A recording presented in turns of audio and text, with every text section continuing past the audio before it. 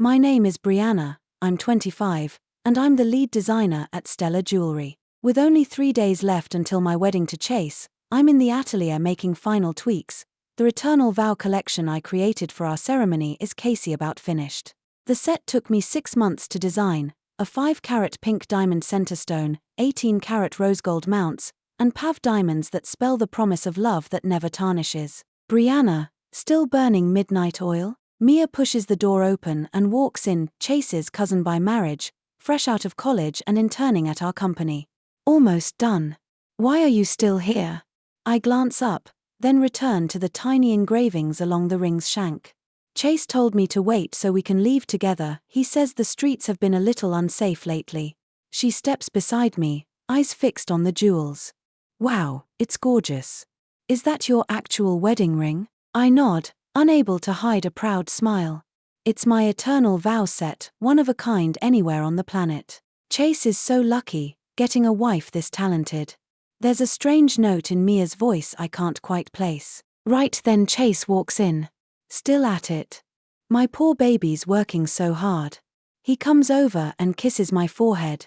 Tomorrow's the expo, your line will steal the whole show. I lean into him, laughing.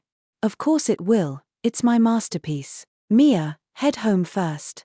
I'll drive Brianna, Chase says. Mia nods sweetly. Then I'll go. Good night, sis. Watching her leave, I feel a flicker of unease I can't name. What's on your mind? Chase notices my distraction. Nothing, probably just pre-wedding nerves.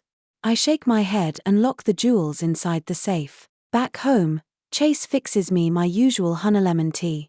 Nervous about tomorrow's expo, he asks, pulling me onto the sofa. A little. Mostly I want more people to see the pieces. I curl against him, breathing in his familiar cologne. I've loved this man for 3 full years. From our awkward college introduction to the altar waiting in 3 days, we've been through plenty. He bankrolled my dreams, funded my atelier, even turned down blind dates his parents arranged. I love you, Brianna, he blurts, voice oddly thick. I tilt my head, his eyes won't meet mine. What's with the sudden drama? Just feels good to have found you. He hugs me tight. Promise you'll never leave me, all right? At the time I thought it was wedding jitters, now I know it sounded more like a guilty goodbye. Next morning I reach the exhibition hall early to set up. Today is Eastbrook's biggest jewelry fair, every major brand unveiling new lines. My Eternal Vow collection sits dead center at C position. Ms. Sterling, your work is phenomenal, the organizer gushes. Pre-registrations have already smashed records. I'm glowing. The series carries every hope I have for love and career. Brianna, you're here at dawn. Mia shows up in a white sundress, looking impossibly innocent. Why are you in so early? I ask, surprised. I want to watch your big moment. Chase said he'd drop by this afternoon. At Chase's name my face lights up. He mentioned a surprise. After we finish arranging displays, Mia and I grab coffee nearby. Sis, can I ask you something? She begins out of nowhere. Shoot. Are you and Chase truly in love? The question feels weird. Of course, Casey will be married. She stirs her latte, eyes down. If one day you found out he didn't love you as much as you think, what would you do? I frown. What's gotten into you? Such odd questions. Just curious. She smiles, but it feels off. At 2 p.m. the fair opens. Crowds swarm my booth, everyone raving about Eternal Vow. I stand to the side, brimming with pride. Ms. Sterling, a client wants a custom version, money no object, assistant whispers excitedly. Then I spot Chase at the entrance. I start toward him, but he veers away, heading somewhere else. Curious, I follow. And I see the last thing I ever wanted to see. Chase stops at a quiet booth where Mia waits. They fall into each other's arms, glued together, oblivious to the crowds. Worse, on Mia's left ring finger glitters a diamond ring. I know that ring intimately. It's the Eternal Vow centerpiece I finished yesterday, the 5-carat pink diamond sparkling under the lights. The wedding ring I designed for myself now adorns another woman. My blood turns to ice. I can't move. Chase smooths Mia's hair as if she's some priceless sculpture. Like it, he murmurs, soft, but I hear every word above the bustle. Mia gazes up, shy and glowing. Love it. So beautiful, typical Brianna design. Good, as long as you're happy. He kisses her forehead. My heart feels clamped in a vice, breathing hurts. The man I loved 3 years, the groom waiting 3 days away, is lavishing on someone else a tenderness I've never seen. The ultimate insult, the token of his betrayal, is my own creation. Chase, what if Brianna finds out? Mia worries. She won't. She's swamped with clients, no time to spy on us. He strokes her cheek. Anyway, so what if she does? The wedding's the day after tomorrow, done deal. But I feel awful, she trusts me. Mia, remember, I love you, not her. He looks deadly serious. Marrying her is just a family necessity. Once the deal's sealed, I'll find a way out, and we'll be together in the open. Tears shimmer in Mia's eyes. Then why not tell your family? Why go through with the wedding? You know Dad's investment firm is in trouble. Brianna's background will help. After the wedding I'll engineer a divorce, and we're free. By now my knees are jelly, so I'm nothing but a useful pawn. Our 3-year romance, the altar flowers, the vows, just business. Promise you won't fall for her once you're married? Mia bites her lip. Chase laughs. Impossible. Sure, she's gifted, but she's uptight, zero fun. Not like you, gorgeous, adorable. How could I not love you? Stop it. Mia lightly punches his chest. He pulls her closer. Come on, let's hit the cafe upstairs, too many eyes here. Watching them walk off wrapped around each other, I slump against a pillar. Tears rush down, but I swallow every sob. This is my show. I won't let the crowd see me shatter. Ms. Sterling, you okay? A staffer asks. Fine, just exhausted. I blot my cheeks and rearrange my smile. Back at my booth I recite specs like a robot, professional grin stapled on. But inside I'm dead. Eternal vow, what a joke. The jewelry meant to witness endless love now brands his betrayal. By 4 o'clock I can't fake it anymore. Taylor, watch the booth, I need air. I leave the hall and ride to the building's rooftop terrace. Eastbrook's sky is grey concrete, mirroring my mood. I scroll our chat history. This morning he texted, love you, see you tonight. Last night he held me whispering, never leave me. Men's words, hollow as tin. My phone buzzes. Chase calling. Baby, how's the expo? Still that velvet voice. Great, lots of admirers. I fight to sound normal. Perfect. Tied up at the office, dinner later. Office. He just snuck off to a cafe with Mia. Sure, I'll wait. I don't expose the lie. After hanging up, an idea hits. The atelier has security cameras. Last night's footage should hold every word he and Mia uttered, every glance. I drive straight there, yank open the system, and pull the files. On-screen Mia's acting is Oscar-worthy. The moment she spots the finished ring, or flips to naked greed. When she gushes, Chase is so lucky, a sneering smirk flickers. And as he tells her to leave first, she glances back at me, triumph and taunt in one look. I save that clip. Another memory surfaces. Last month Chase claimed a 3-day out-of-town meeting. Mia's Instagram later geotagged the same city. I brushed it off, now the puzzle fits. I open Mia's WhatsApp moments and scroll. Last weekend, a high-end restaurant selfie captioned, thanks for the company, mystery man. The place Chase kept promising to take me but never found time. 2 weeks ago, ticket stubs for the romance film he swore he wanted to watch with me. A month ago, 99 red roses, Chase never sent me more than a dozen. So every cold shoulder, every I'm swamped, hid this. The more I dig, the colder I feel, yet a plan begins to rise. They adore their little drama. Fine.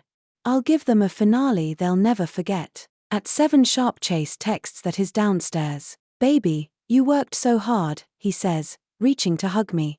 I don't step away, but neither do I cling like before. What's wrong? You look down. He notices instantly. Tired. Had a nightmare client, droned on all afternoon. I toss out the first excuse that comes. Then let's not eat out tonight, he said. I'll have dinner delivered. Get some rest early. His thoughtfulness turned my stomach, but I still nodded. Back home, Chase went to the kitchen to pour me a glass of water. I seized the moment to check his phone. The chat pinned at the top of his WhatsApp had the label work, but the profile photo was unmistakably Mia. I tapped it and skimmed the latest messages. Chase, the ring is absolutely beautiful. I love it. Silly girl, I'm glad you like it. Once we're officially together, I'll give you even bigger surprises. But I still feel awful toward Brianna. She's been so good to me. Don't feel guilty. She'll know the truth soon enough.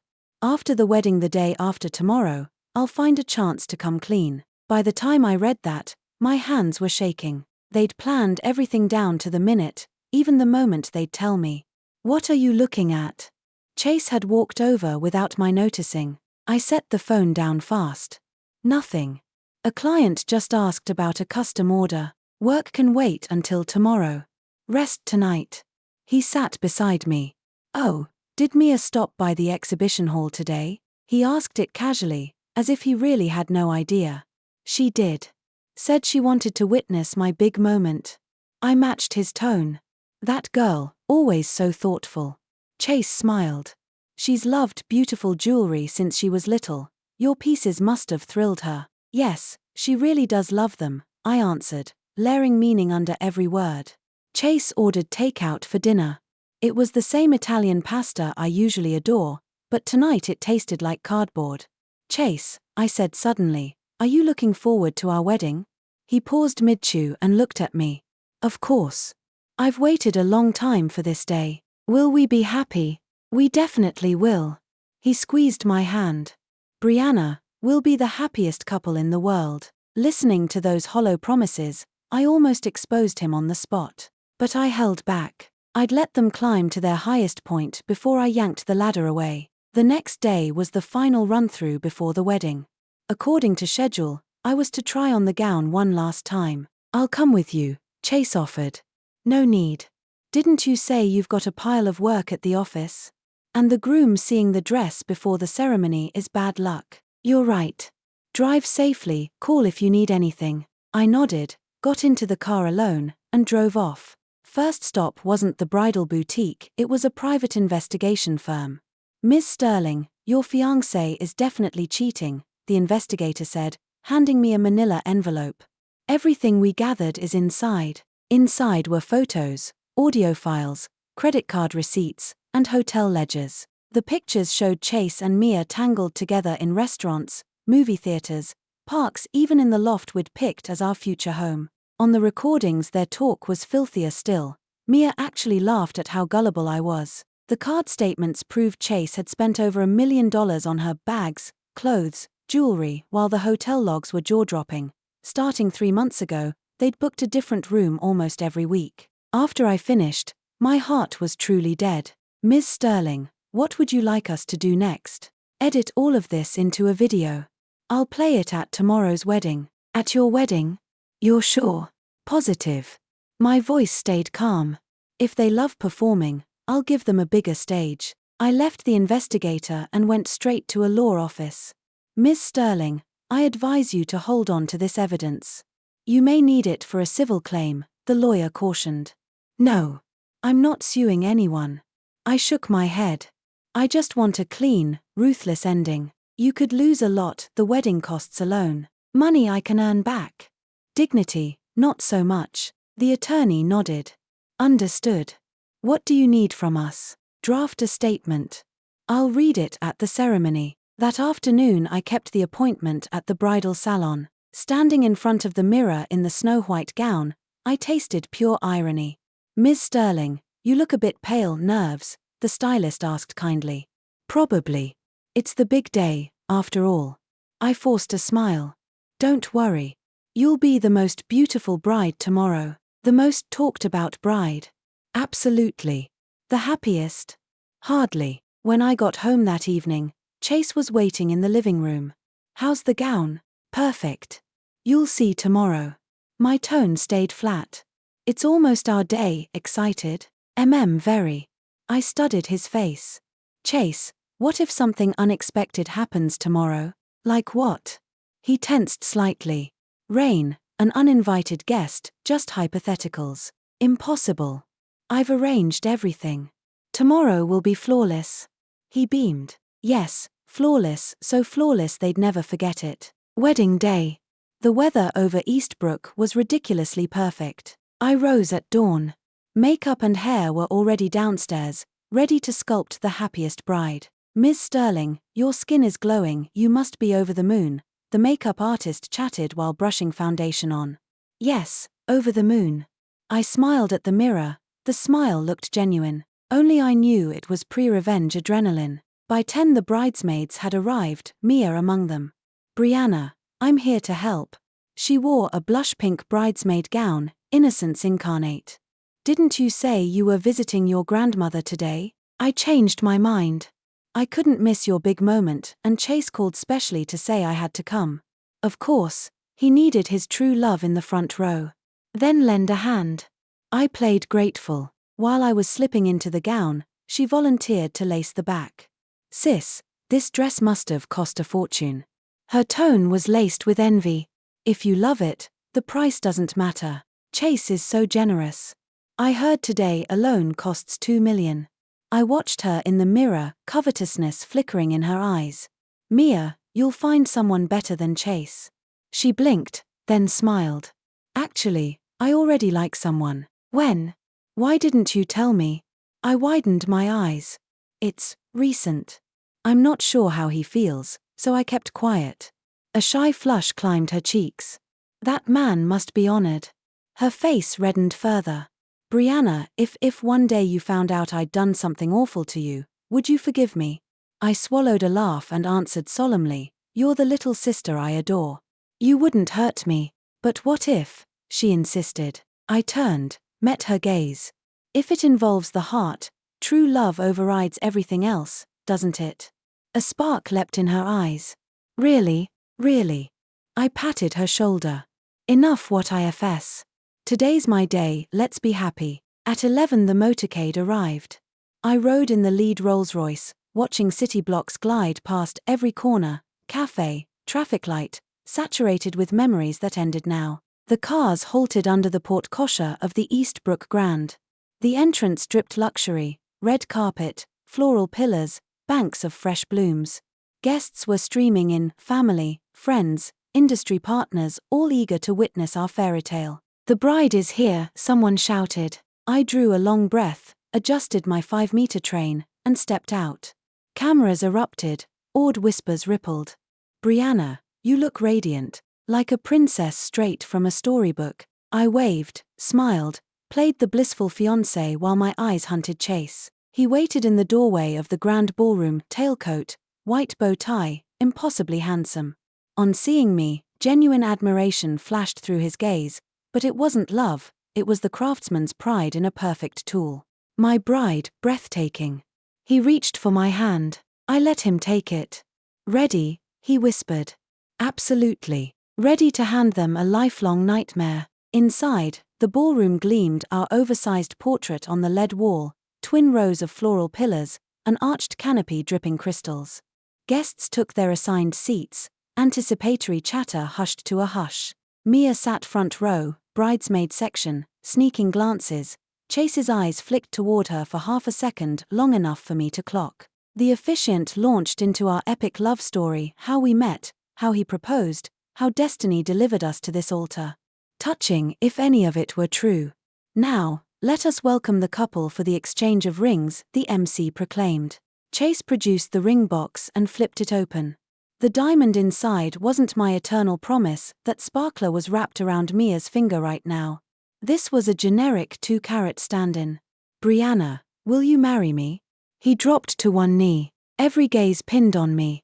Cameras hovered like bees. I looked down at him, let the silence stretch, then spoke clearly. "Chase, before I answer, I'd like everyone to see something. Do as I say." My voice was steady. The lead wall brightened slowly. I pulled out the remote I'd prepared long ago. "Dear family and friends, thank you for coming to our wedding. On this special day, I'd like to share a few special memories." I pressed the remote. The screen lit up with video. The first clip was surveillance from an upscale restaurant, Chase and Mia on a date, toasting, Mia snuggling against his chest. Gasps rippled through the room. "What's going on?" guests whispered. I clicked to the next clip, hotel security footage of Chase and Mia, hand in hand, stepping into an elevator. Timestamp: the same days last month I thought he was away on business. Chase's face drained of color. Brianna, what is this? Turn it off, now. I ignored him and kept going. The third clip had been shot yesterday at the Jewelry Expo. Chase kissed Mia and slid one of my designs onto her finger, murmuring, "I love you," not her. Marrying her is just a family obligation. She's talented, sure, but so uptight, nothing like my sweet Mia. Every word boomed through the speakers, crisp and unmistakable. Silence fell like a shroud. Chase lunged for the remote. I sidestepped. Brianna, that's enough. What are you trying to do? Panic cracked his voice. Show everyone the truth, I said calmly. Expose the performance you two rehearsed. I faced the crowd. I'm sorry to air such ugliness on what was meant to be a celebration. But you deserve the truth. This man claimed to love me, so I agreed to marry him only to learn I'm nothing more than a tool. And this woman, I pointed to Mia, pale as frost in the bridesmaid row, is not only his cousin by marriage but also his mistress. The pink diamond flashing on her finger is my wedding ring, the one I designed for myself. Mia yanked at the band, but it was too late. Every gaze locked onto the glittering stone. It's fake, Chase yelled. She doctored those videos. Brianna, have you lost your mind? I gave a cold laugh. Forged? Then let's try something more authentic. I mirrored my phone to the lead wall, scrolling their chat history.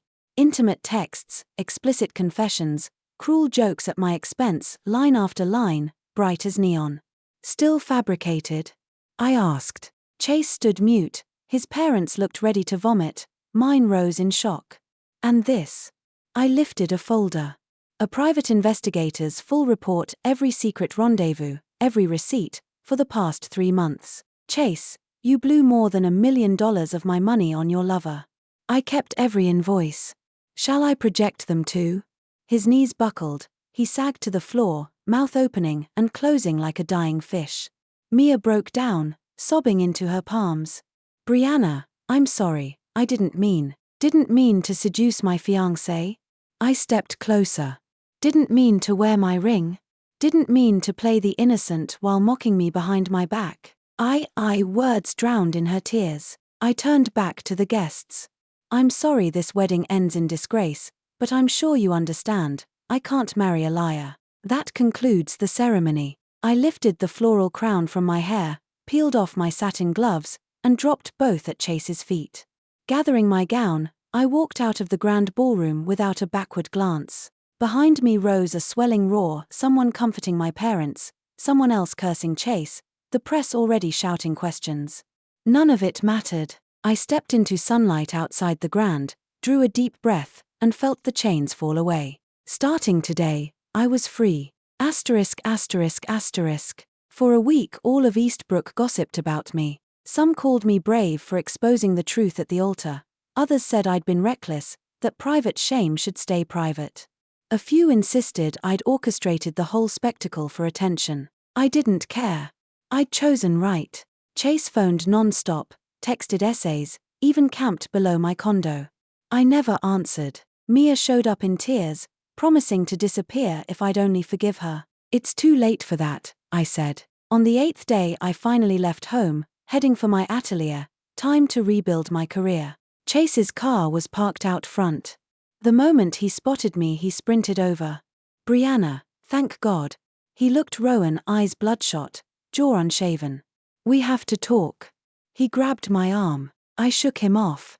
There's nothing left to say. Let me explain, what you saw isn't the full story. He dogged my steps.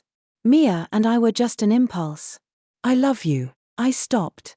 Still lying, Chase? I'm not lying, he insisted. I made a mistake, yes, but you're the one I want. Mia was only a distraction. Every guy slips sometimes. Slips. I laughed coldly. So betrayal is standard male behavior? That's not enough. I cut him off. You make me sick. The words stabbed, he went white. You can't do this to me, Brianna. 3 years together. Right, 3 years squandered in 3 months. I'll cut Mia off, I'll apologize to the world, anything, just come back. I regarded his desperation without pity. Some things shatter past mending. No. He dropped to his knees on the sidewalk. Please, give me one more chance. Pedestrians stopped, phones out. A few recognized us and pointed excitedly. I'll do whatever you ask, he wept, clutching my leg. I looked down at the man who had once seemed tall and dashing. Now he was just a pitiful stray. Know what I hate most? I asked quietly. What? He rasped. Betrayal, lies, hypocrisy, you're guilty of all three. I yanked free. Stay out of my life. Inside the creative tower, I began purging. Every memory tainted by Chase had to go. The bouquets he'd sent, our framed photos, sketches he'd doodled beside mine, trash bag after trash bag. While I worked, assistant burst in, panting. Brianna, trouble. Her face was flushed. What now? It's Mr. Harrington. He's downstairs making a scene, says he'll jump off the roof if you don't see him. Security can't calm him. I moved to the window. Sure enough, Chase stood on the sidewalk, shouting at the sky while a crowd gathered. He won't jump, I said. He loves himself too much. 30 minutes later police escorted him away. So much for his suicide threat. That afternoon came an unexpected call. Ms. Sterling. Eastbrook Times. Could we schedule an exclusive interview? About the wedding exposure. The public wants your side. Fine, I said. I approve the final copy. Next day the reporter arrived, sharp, young, professional. I admire your nerve, she began. Few women would expose the groom at the altar. I refused to let my life become a joke, I replied. Any regrets? None. Given the same moment, I'd do it again. You lost a 3-year relationship. I didn't lose anything, I got rid of deadweight. Real love doesn't betray. Plans now? Rebuild my brand, focus on design. Romance. I smiled at the sunlight streaking through the windows. If love comes, it comes. But I'll never fall for pretty lies again. The article hit the stands and ignited social media. Strangers hailed me as the new icon of self-respect. Offers from fashion labels flooded in. Then a call from Manhattan lit up my phone. A man named Lincoln introduced himself, CEO of Obsidian Jewel Group. I read the piece. Your talent and story match the brand we're launching. We need a head designer. Terms? I asked, cautious. $5 million annual salary plus royalties. I'll fly down tomorrow, let's talk face to face. When Lincoln stepped into my studio the following afternoon, he looked every inch the successful magnate, early 30s, impeccably tailored, confidence soft-edged with charm. Ms. Sterling, it's a pleasure to meet you. He extended his hand. His palm was warm, the grip firm yet gentle, comfortable. Ellis, please sit. I waved him to the sofa. I've studied your work, exquisite technique, distinctive vision. You're exactly the talent we need. He came straight to the point. Sam, for your confidence. And the way you handled your wedding, courage and backbone in front of the whole city. That's precisely the mark of a modern woman. I blinked. You sought me out because of what happened. Partly, he admitted candidly. But mostly because of your gift. I've seen photos of your Eternal Promise line, outstanding. We talked for 2 hours while Lincoln outlined his company and the partnership plan. The firm, Obsidian Jewel Group, is a Beijing-based luxury house with over 100 boutiques nationwide. They're launching a new designer sub-brand aimed at the top tier, and they need a story-rich, headline-grabbing designer to serve as both face and chief creator. Ms. Sterling, take a few days. No rush for an answer, he said as we wrapped up. I'll think it over carefully. After he left, I sat lost in thought. It was a sensational chance to vault my career to the next level. Leaving Eastbrook also meant finally shaking Chase loose. That evening I told my parents. Brianna, go for it, Mom said. You need a clean slate. But Beijing is so far. Dad fretted. Dad, I'm 25, perfectly able to look after myself, I soothed. And opportunities like this are rare. Then decide for yourself. We're behind you, Mom said, patting my hand. Next morning I called Lincoln. Ellis, I'm in. Excellent. He sounded genuinely thrilled. When can we sign? Any time. Tomorrow, then. I'll have legal draft the papers. He arrived with an entire legal team. The terms were sweeter than I'd dared hope: $5 million annual salary, equity, and total creative freedom. Ms. Sterling, we believe in you, Lincoln said. We're counting on you to break new ground. After the ink dried, he insisted on dinner to celebrate. We went to the best steakhouse in Eastbrook and claimed a private booth over a meticulous 5-course meal. Ms. Sterling, may I ask something personal? He said, cradling his coffee. Shoot. Do you still believe in love? I lifted a brow. Ellis, why ask that? Pure curiosity. He smiled. Someone as accomplished as you must have suitors lining up. None at the moment, I answered honestly. After what just happened, I need time. I understand. He nodded. Still, I'm sure you'll meet someone worthy. Sam for the wish. Within a week I'd wrapped every loose end in Eastbrook and was Beijing bound. The night before departure, Chase showed up again, this time at my door instead of causing a scene downstairs. Brianna, I heard you're leaving for Beijing? He looked haggard. None of your business. I started to shut the door, he blocked it. Are you running because of me? I'm not running, I'm chasing a better life. Brianna, I know I screwed up, but can't we start over? His eyes still clung to hope. I stared at him, feeling nothing. Chase, ever heard the saying about spilled water? But, go. We're done. Let me go and free yourself. I closed the door on his pleas. Next morning I boarded the flight. Watching Eastbrook shrink beneath the wing, I felt only calm. From today on, my life is mine alone, no betrayal, no lies, only craft and dreams. The day after landing, Lincoln toured me through headquarters. Obsidian's tower rises 40 stories in Beijing's CBD, every inch opulent.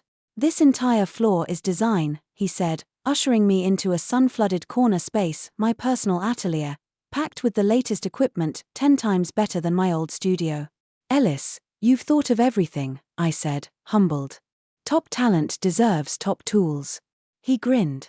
Oh, board meeting this afternoon. I'll introduce you. The directors welcomed me warmly. We've been waiting for your magic, Ms. Sterling, one said.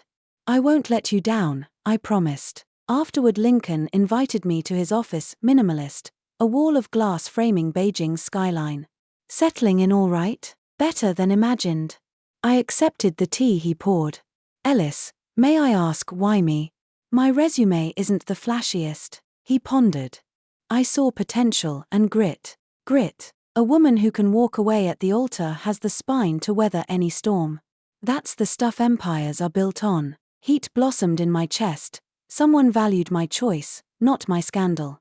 Sam for trusting me, I said, voice steady. The next month I vanished into work, sketching a line I called Rebirth.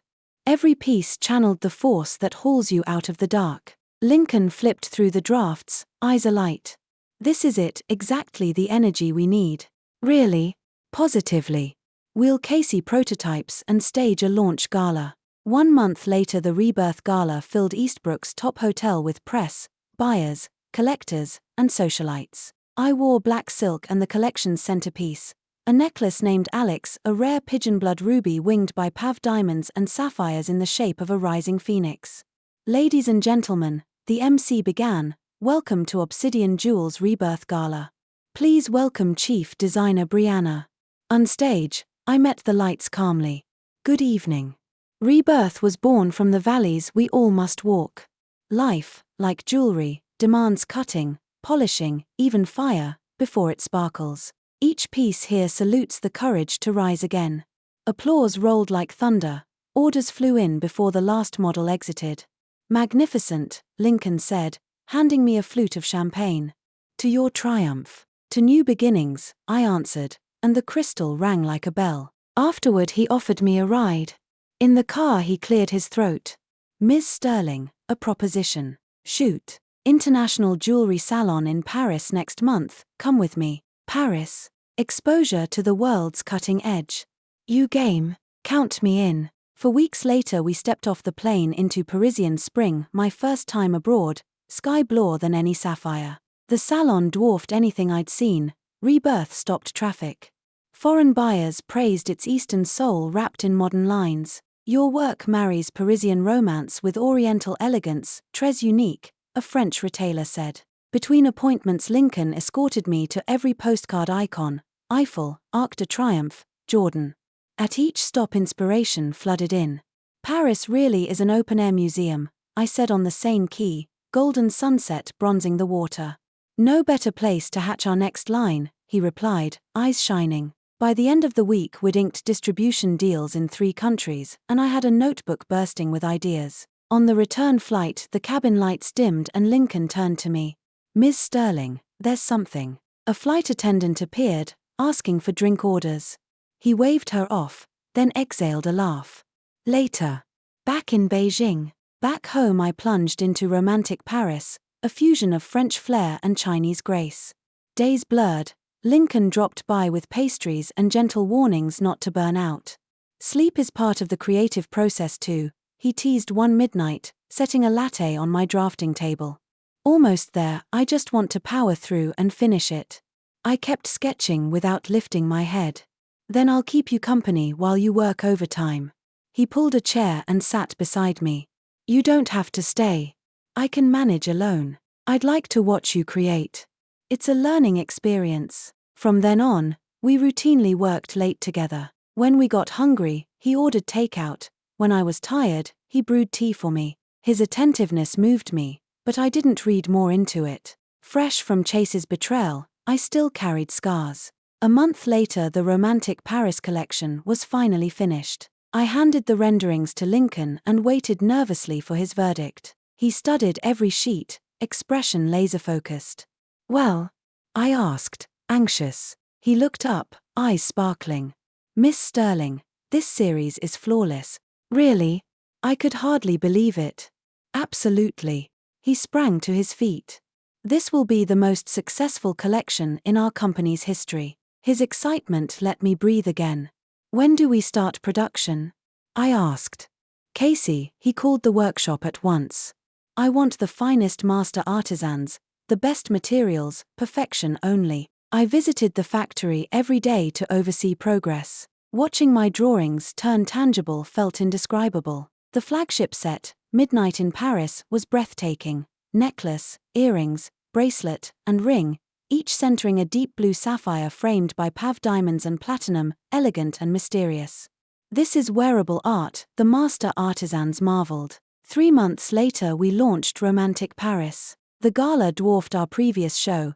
Top domestic clients flew in, plus overseas buyers. Wearing a midnight blue gown and the Midnight in Paris set, I introduced the line from the stage. The inspiration came from Paris at night, I said. Each piece tells a story of love and dreams. The audience listened, sighing appreciatively. After the final model disappeared, thunderous applause filled the hall. Miss Sterling, bravo, an Italian buyer exclaimed. I'll take the entire line. Me too, others shouted.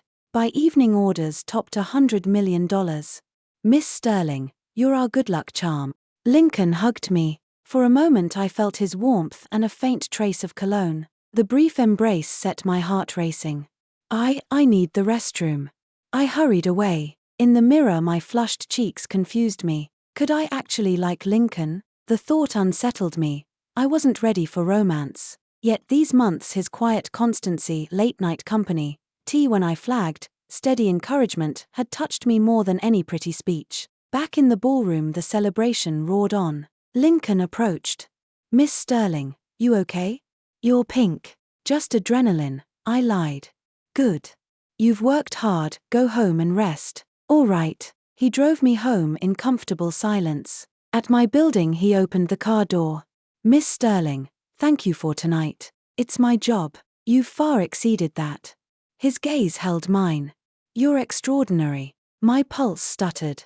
Sam for the compliment, I murmured. Miss Sterling. He paused. Get some sleep.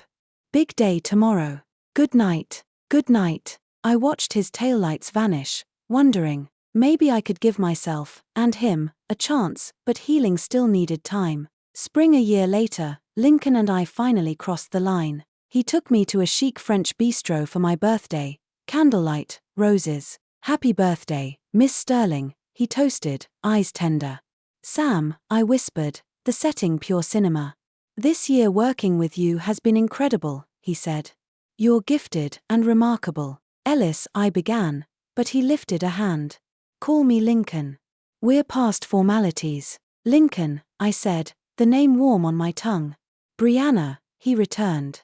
I need to say something. My heart hammered. From day one your strength and beauty captivated me. He leaned closer. The more we've worked and traveled, the surer I've become you're who I've been searching for. Lincoln, I know you were hurt, still guarded, he continued. I'll wait until you're ready. My feelings are real, no agenda.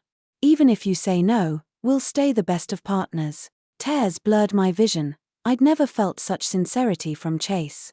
Lincoln, actually. I drew a breath. I like you too. His eyes lit up. You do? Yes.